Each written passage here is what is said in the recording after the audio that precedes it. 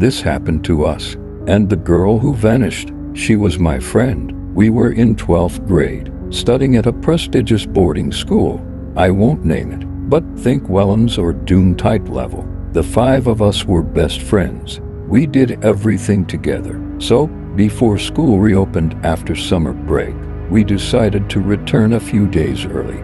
That way, we could claim the best beds in the dorm and just hang out before the chaos began. The day we arrived, we were excited, laughing, dragging our luggage into the room, chatting about the holidays, crush, gossip, typical stuff. After an hour or so, my closest friend, Vidi, got up and said she was tired and wanted to take a shower. We all teased her like she didn't bath whole summer like this and waved her off as she walked into the bathroom. Time passed. Hours, actually. At first, we didn't realize. We were so busy talking and joking, but eventually someone said, "Wait, Vidi hasn't come back yet." That's when we all paused. We went to the girls' bathroom to look for her. There was one locked cubicle. We knocked, no answer. We shouted her name, still nothing. We checked the other stalls, nothing. Then panic set in. We called the warden. She'd brought in the guard. He broke the door open. It was empty, completely. No trace of Vidi, not even her towel or her slippers. The rest of the day was a blur of fear and confusion. We searched the entire school, every room, every corridor, every corner. By evening, the principal made the decision. Vidi's parents had to be called. We were all in tears. The call was made, and what her father said on the phone still gives me chills to this day. "I don't know what you're talking about. My daughter passed away a week ago. I was going to call the school before it reopened. We were stunned, broken. I still don't have an answer." People ask, what happened to her luggage, her clothes? I don't know. All I know is that she was with us that day. We spoke, we laughed, and then she was gone.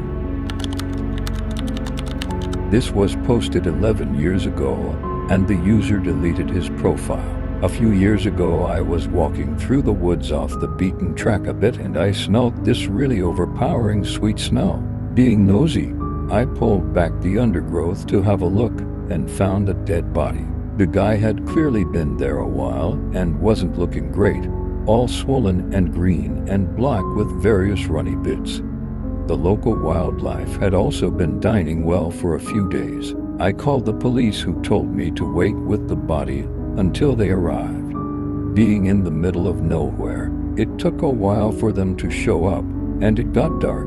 I was just sat there in the dark with him for a long time. It turned out he had committed suicide. For a long time afterwards, I had dreams about him, and he would talk to me, and not nice things, mainly about how he was angry I had disturbed his resting place, and he wanted me to kill myself. Probably just my imagination, but all pretty disturbing at the time. He still turns up in my dreams from time to time, and no doubt will be tonight after typing this. Posted 11 years ago, a few summers ago, I went for a bike ride around midnight with a friend. We went our separate ways at the end of the evening, and I had about 2 blocks to ride back by myself. Because of construction, I had to ride on the sidewalk. The streets were dead, but it wasn't a problem until I got close to my turn. There was a man walking by himself, maybe in his 40s, a little scruffy, but not homeless. The sidewalk was narrow, and I didn't want to freak him out. So when I got about 6 feet behind him, I said, "Hey, behind you." He turned around and gave me this super angry look. I turned down my street, and he started to follow me, literally screaming about how I was a fucking cunt and how he was going to kill me. I live right off the corner and didn't want him to figure that out. So I decided to do another loop around the block. That's not the scary part. The scary part is when I looked back and looked down my street. He was standing on my fucking front stoop, just staring out at the street like the motherfucker knew I lived there. He saw me ride by again, but he didn't say anything. I ended up going back to my friend's place, but my bike got stolen from their alley 2 days later.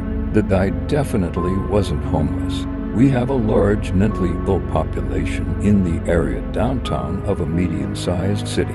Half the scary part was that he looked pretty much completely normal. That being said, I texted my mom. She made the call not to notify law enforcement.